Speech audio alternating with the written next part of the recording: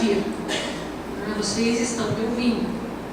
O que cada um singularmente está escutando do que eu estou dizendo, esse que é o segredo. E eu só vou saber o que você escutou do que eu estou falando se eu te perguntar. Porque caso contrário, eu posso estar falando muitas coisas aqui, mas eu não sei que significado, que efeito tem isso em você. E muitas pessoas, e muitas famílias disfuncionais, que estão doentes, não têm espaço para escuta. Ninguém escuta ninguém. Ou é uma disputa de quem tem razão, ou as pessoas se sentem fragilizadas, não com coragem para de repente enfrentar alguém na família. Então essa questão é muito importante, a questão da escuta. O que é escuta também? É o olhar para o comportamento e tentar escutar o que o comportamento me diz. Porque a gente não escuta apenas as palavras. Aliás, a gente escuta muito mais as atitudes do que as palavras. Porque às vezes as pessoas falam muitas coisas e agem de uma forma totalmente diferente. Então eu tenho que escutar o que vem da atitude. Da palavra, às vezes é uma palavra totalmente vazia e que fica dizendo assim, olha o passarinho aqui, o que está acontecendo de importante aqui embaixo. Então não se prendam às palavras. Prestem atenção nas atitudes, que é realmente se aproximar de alguém. Olha, observe as atitudes, fale sobre as atitudes.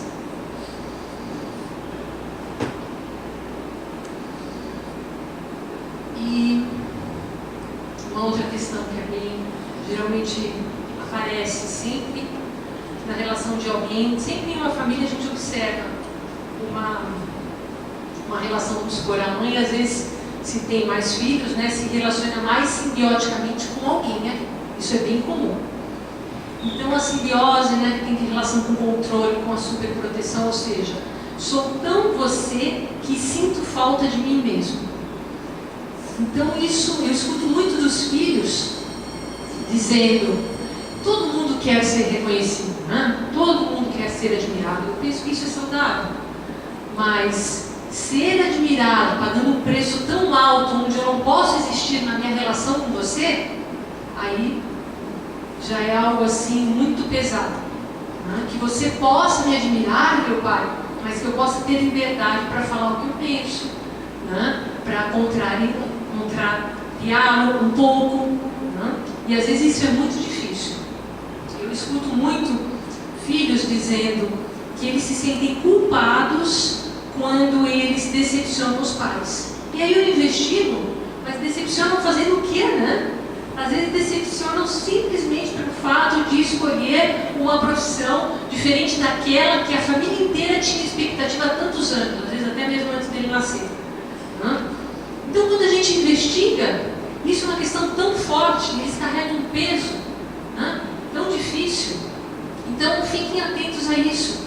Será que eu estou realmente me relacionando com o meu filho? Ou eu estou me relacionando com aquilo que eu projeto de mim no corpo do meu filho? Porque às vezes a gente projeta muito o nosso mundo interno na outra pessoa. E quem é a outra pessoa? Às vezes eu não sei. Uma pessoa me dizia, minha mãe só conhece de mim o meu RG e CPF. Aquela frase assim me tocou de uma forma que eu nunca esqueço aquela frase. Muito triste, assim, fiquei muito tocada.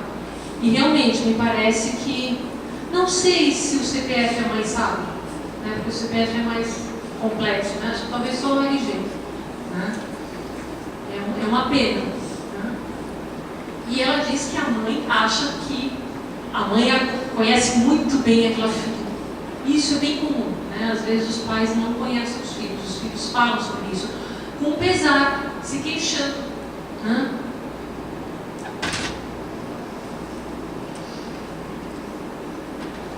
E essa questão, separação, individuação e intimidade. Eu costumo dizer que para a gente ter intimidade, antes a gente precisa se separar. Isso parece um pouco contraditório, Eu trabalho muito isso, principalmente com casais. Às vezes o casal é tão grudado necessidade de satisfazer o desejo do outro, ou tanta baixa autoestima, e eu não consigo enfrentar o olhar de reprovação do outro, que eu acabo ficando muito grudada na expectativa do outro. Mas eu acho que eu sou muito próxima daquela pessoa, que eu sou muito íntima daquela pessoa.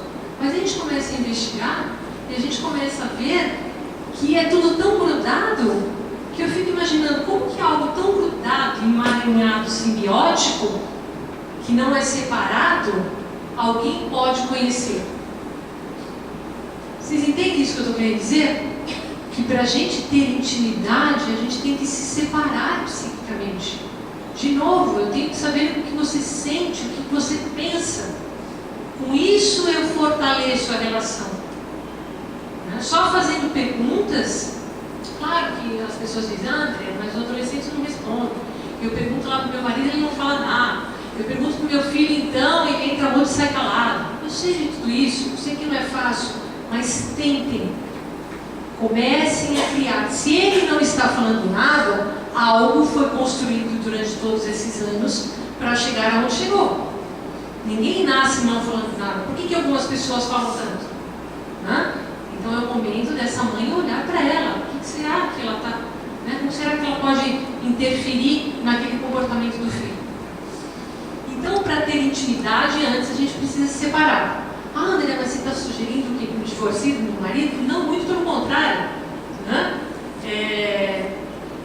Trabalhando essa intimidade, trabalhando essa singularidade, quem é a esposa, quais são os desejos do marido, quais são os desejos do filho, essa individuação nessa família, é que as pessoas se tornam íntimas. Caso contrário, não é possível.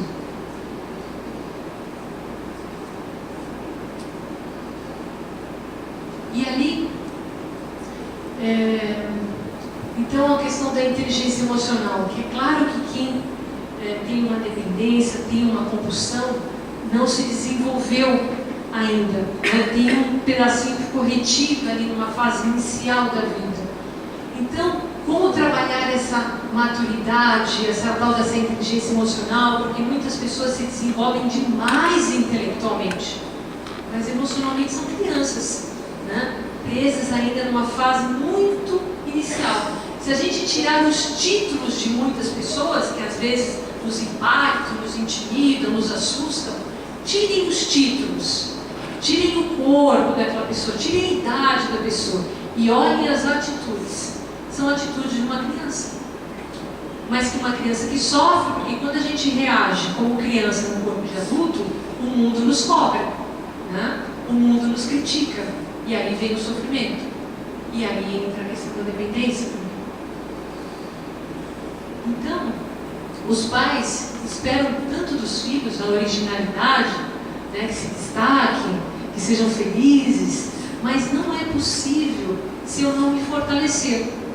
Inicialmente a gente copia os modelos, mas depois, se eu estiver forte o suficiente, eu vou ousar fazer alguma coisa diferente daqueles modelos do meu pai e da minha mãe. Agora, se eu ficar retido nessa trama, eu não chego nesse momento onde realmente eu posso suportar ser diferente, suportar ser criticado. Eu não chego nesse estágio do desenvolvimento, não. Então, o que eu gostaria de transmitir hoje aqui para vocês é justamente isso, que possamos, é claro que isso não é possível com todas as pessoas, mas escolham, pensem naquelas pessoas que vocês consideram importantes e tentem se conectar de verdade com aquelas pessoas, com uma fala, que eu digo assim, uma fala cheia, repleta de sentimentos. Não aquela fala vazia, aquela fala que não toca, aquela fala repetitiva, que é uma cópia de... Se você sente quando a pessoa realmente está ali interessada naquilo que você está falando, se interessem por aquilo que as pessoas que vocês amam dizem a vocês. Se interessem, porque às vezes eu vejo as famílias dizendo, que bobagem, ou a pessoa está falando sobre um drama, olha o distanciamento, a pessoa está falando sobre um drama e por angústia o que está supostamente né, escutando, mas está ouvindo, dá risada. Né? Então, assim, valorizem aquilo que aquela pessoa que você considera importante está querendo te dizer. Porque se a gente não escuta, uma vez, a pessoa fala de novo, a pessoa fala de novo, a pessoa fala de novo, aí a pessoa começa a gritar, começa, né, a fazer sintomas, para quê? Para ser escutado. Então as pessoas estão muito carentes desse contato um pouco mais profundo, mais verdadeiro. Então o que eu gostaria de transmitir para vocês é justamente isso. Entrem mais em contato com os sentimentos de vocês, né? Tentem construir um espaço nas relações com essas pessoas para vocês falarem sobre os sentimentos, porque as pessoas adoecem, porque elas se distanciam dos sentimentos. Então eu gostaria de agradecer a presença de vocês e a minha fala eu vou ficando por aqui. Obrigada, gente.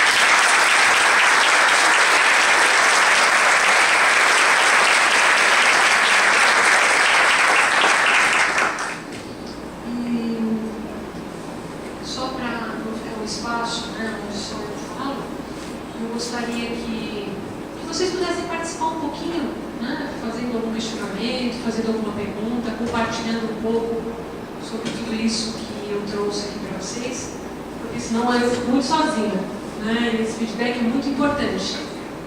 Alguém gostaria de compartilhar um pouquinho, ou algum sentimento, o que foi tocado aqui, alguma pergunta?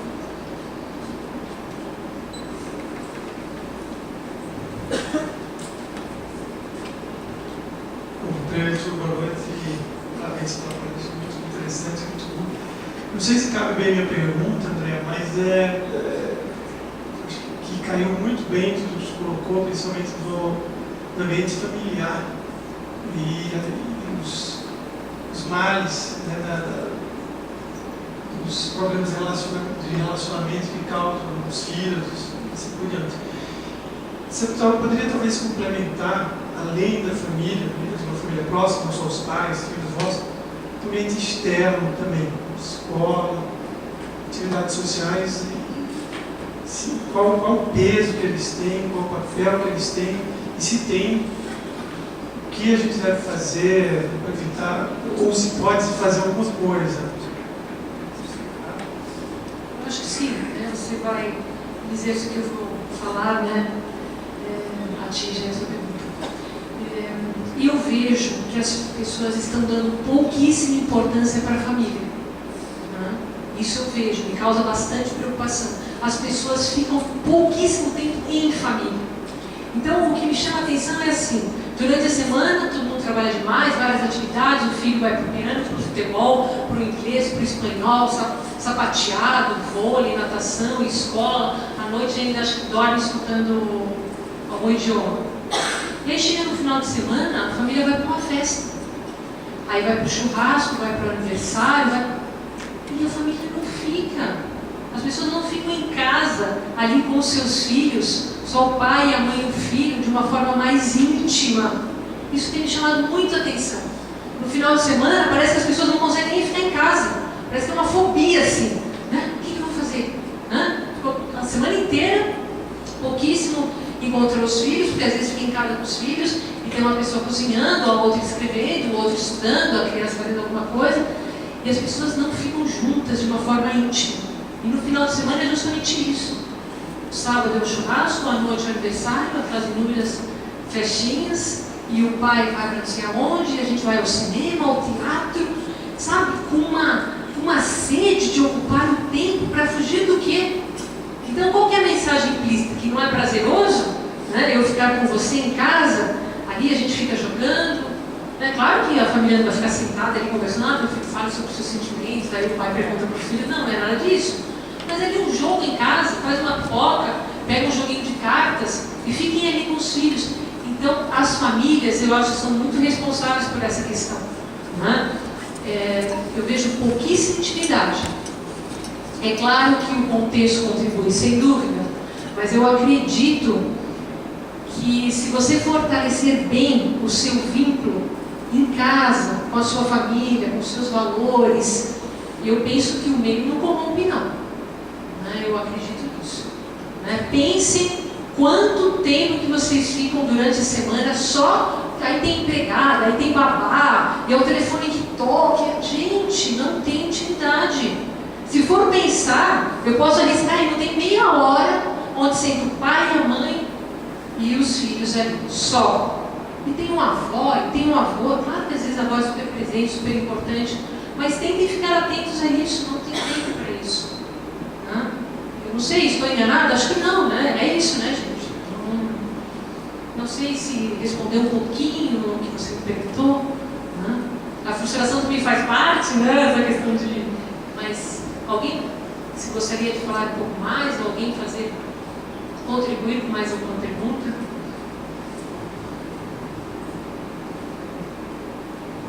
Boa noite. Essa ausência de diálogo que você comentou desde o início, a criança chora de uma maneira rápida, a ausência de diálogo, de conversa, e vai crescendo, a criança tem a ausência dos pais, e qualquer coisa já resolve com dinheiro, alguma coisa, e não ensina a combater o sofrimento com diálogo e tudo. Talvez gerou um pouco aquela famosa frase que hoje em dia Rivotril é a mamadeira do adulto. Talvez não só isso, o Rivotril, o álcool, o refúgio, a mamadeira do adulto atual, que não teve essas coisas que você mencionou de palestra, todas essas conversas, todas essas coisas que não geraram diálogo e sim, coisas que não deixaram a pessoa rebater o sofrimento e sim teve tudo aos pés, né? Para não ter e não saber sofrer, se virar sozinho na infância. Eu acredito que sim, porque aquela imagem onde eu coloquei aquela esfera e que o que completa a esfera são aquelas pílulas, parece assim que no momento que a pessoa entra em contato com aquilo que ela é dependente, ela se sente momentaneamente completa novamente, como ela se sentia lá no início da vida. Porque o que ela não suporta é justamente não se sentir completa, que é o que a gente precisa aprender a sentir, se sentir incompleto. Eu falo muito sobre uma questão que o Winnicott, que é um psicanalista, já faleceu, mas que ele dizia: a mãe precisa ser suficientemente boa. É apenas o suficiente. A questão do excesso vai atrapalhar. Ou seja, suficiente significa vai faltar alguma coisa. Isso é essencial. Tem que faltar alguma coisa. Um exemplo bem simples. Está ali a mãe com as crianças no carro, dentro do carro tem tudo. Tem água, tem bolacha, tem pinico, tem roupa de frio, roupa de neve, boné, protetor solar, não sei o que lá. A criança fala. A criança nem fala, porque a mãe já adivinha o pensamento do filho. Ele já está lá dando. Deixa sentir sede um pouco, deixa passar frio, deixa até se queimar um pouquinho no sol. Por quê? Porque aí ele vai começar a aprender que ele tem que lembrar do protetor solar. Não a mãe ali o tempo todo, né, grudada nele, pensando por ele e o mantendo dependente. Deixa a criança, ela, aprender a lembrar e ir para a escola.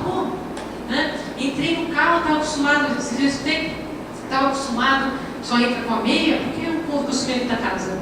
De repente a criança chegou na porta da escola, estava sem o tênis. Esqueceu o tênis em casa. Mas a responsabilidade é da criança. Mas se tem uma mãe que o tempo todo lembra que a criança tem que pegar o tênis, ela jamais vai pensar que essa responsabilidade é dela. Então vocês percebem que às vezes uma mãe muito insegura, inconscientemente, ela suscita a dependência no filho, para o filho ser dependente dela sempre, para ela se sentir importante. Isso é algo bem comum, a questão da codependência, né? O que vai ser de mim se o meu filho cresce e se torna independente? Então é melhor eu mantê-lo ali, né, doente. Isso é tudo inconsciente, tá, gente? Muito pesado falar isso. Mas é melhor eu mantê-lo ali doente, porque assim, de alguma forma, eu tenho alguma função na vida dele. Essa é uma questão muito comum. Alguém mais? Eu queria saber como é que fica a questão dos conflitos que a criança tem no colégio, com os amigos, eventuais conflitos, mesmo que de pouco importância, mas como que a gente, com relação a do aprendizado da frustração, a criança tem que passar pelo amadurecimento, como é que a gente deve agir em relação a isso? São perguntas assim, bem complexas, a gente deveria investigar, mas pensando, levando em consideração o contexto, eu vou falar outra coisa, né? Penso eu que, em últimos casos, aí a gente tem que pensar o que seria o último caso, né? Eu acredito assim, a criança vai e resolve lá. Vem para casa, apanhou, mordeu, não sei o quê. Vai aprender, penso eu, vai aprender a se defender. Né? Imagina, a criança está lá, tem um conflito no futebol, vai lá, a mãe no meio do campo de futebol, discutir com a criança, o filho fica sentado e a mãe discutindo com a criança. É uma situação bem comum. Né? Isso é de uma humilhação. A mãe coloca o filho no lugar de nada. Ela passa uma mensagem implícita de que você é um incapaz, não tem condições de absolutamente nada, eu, a toda poderosa, vou lá e resolvo tudo por você. Então essa é uma questão muito importante. Deixe o filho se virar. Né? Deixe o filho encontrar uma saída. Mas eu não faria isso. É claro que eu não faria isso. Olha a minha idade. Eu sou uma outra pessoa. É claro que ele vai escolher sempre um caminho diferente do meu. Ótimo que seja diferente. Horrível quando o filho fica ali à sombra do pai, preso a vida inteira. Ótimo que seja diferente, mas se é uma mãe ou um pai muito imaturo, não suporta esse outro caminho que ele escolheu.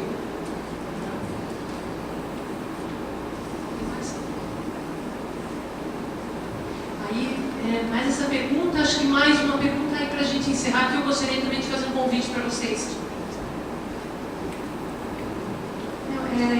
Você perguntou a questão de compartilhar, né? Acho que uma coisa que me tocou assim, nessa tua fala, né? Não sei de novo, acho que é completude, acho que você comentou nessa última pergunta um pouco mais, assim, né? Essa sensação de que você tem que ter esse complemento e que se você não tem esse complemento, você pode colocar outras coisas além da sua frustração. Eu queria fazer essa ligação com a questão da frustração. Quando você fala assim, as crianças devem ser frustradas, elas devem vivenciar essa frustração. E a frustração é isso, é não ter aquilo, é ficar sem, é sofrer, ou ela pode colocar alguma coisa para tentar suportar aquela frustração, mas uma coisa positiva. Ou não, a frustração é esse sentimento, ou essa sensação de que eu não consegui X ou Y e eu vou ficar sem, eu vou suportar esse nada. Ou eu vou colocar alguma coisa no lugar desse nada, mas que seja uma coisa positiva. Vou tentar clarear com exemplos. É bem comum quando a garota se levou fora do namorado, né? Ou a esposa se separou do marido, ou o contrário. Algumas pessoas não fazem esse luto nunca. A pessoa está separada há 10 anos, ainda ela não suporta aquela decisão. Ela imagina que eu vou conseguir, eu vou voltar, eu vou tentar, ou seja, ela não suporta esse buraco, esse limite, porque o limite, ele é preciso como o corte de um bisturi, né? É aquilo e ponto. Não é, mãe, posso comer chocolate? Não, meu filho, o bolo de chocolate agora não pode, mas eu quero, mas eu quero, então tá, toma uma balinha. Não pode comer um bolo de chocolate, não pode, vai ficar sem nada até o horário do almoço. É um exemplo simples, mas que ilustra bastante de só um pouquinho, né? E esse só um pouquinho é que muitas vezes acaba tirando a oportunidade de vivenciar que o não é não. Acabou, né? A pessoa não te ama mais, não vai ser mais possível retomar aquela relação, né? Acabou.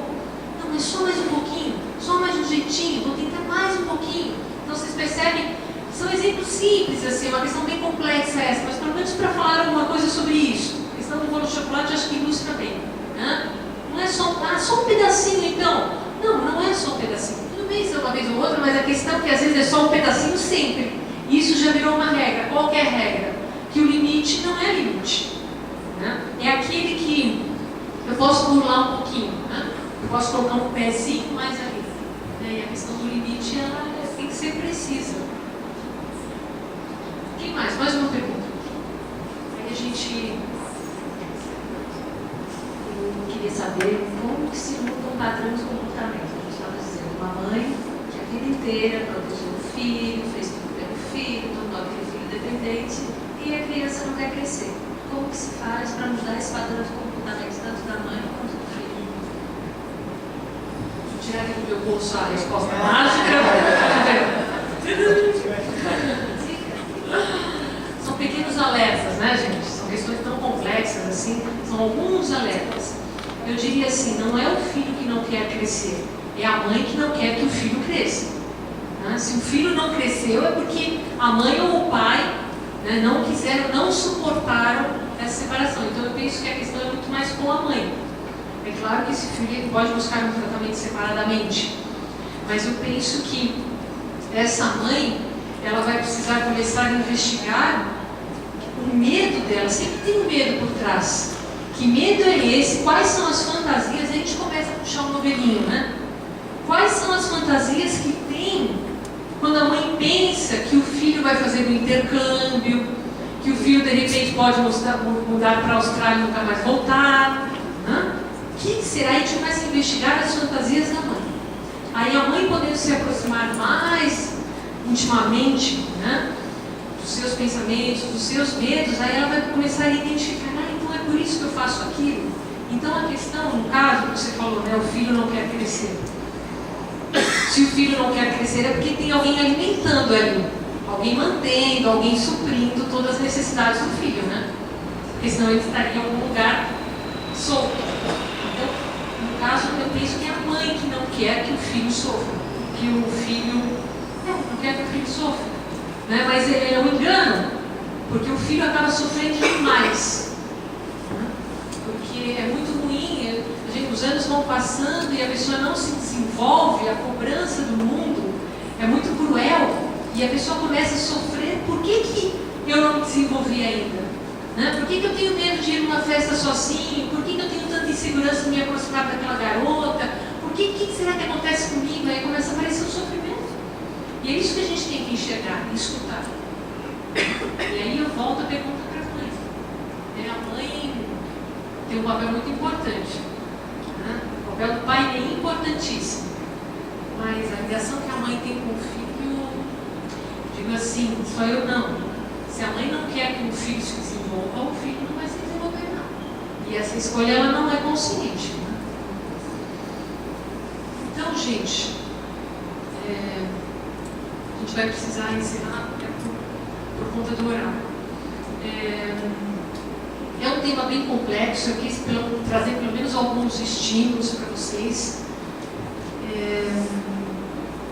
E aí o convite, né, que eu gostaria de fazer. Há 10 anos eu realizo aqui nesse colégio um grupo, que é um grupo onde os pais que têm interesse, né, nós constituímos um grupo e fazemos 12 encontros. E aí justamente teremos nesses grupos a oportunidade para, né, a gente se aprofundar um pouquinho em todas essas questões. Né, o nome do grupo é Refletindo a Formação Emocional da Família. É um grupo que quem pode participar desse grupo são pais associados à PP aqui do colégio. É um grupo que a PP patrocina, eles que oferecem. Caso alguém tenha interesse, né, já pode ser feita as inscrições na PP a partir de amanhã. Tá? Se vocês quiserem divulgar para alguém aqui no colégio. O grupo, aí depois todas as informações eu vou passar na frente, mas o grupo vai começar em abril, né, toda terça-feira. Mas aí vocês já podem fazer, quem tiver interesse, fazer a inscrição na PP, que lá a PP já vai informar, né, data, horário, tudo direitinho. Tá bem?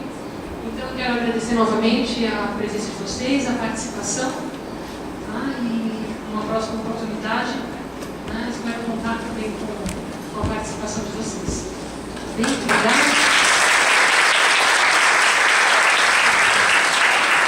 E eu só vou pedir para fazer a gentileza de quem não assinou, assinem essa folhinha aqui. Tem várias para que vocês não precisem esperar. Tá? Eu coloquei várias. Aí eu vou entrar em contato com vocês. Obrigada.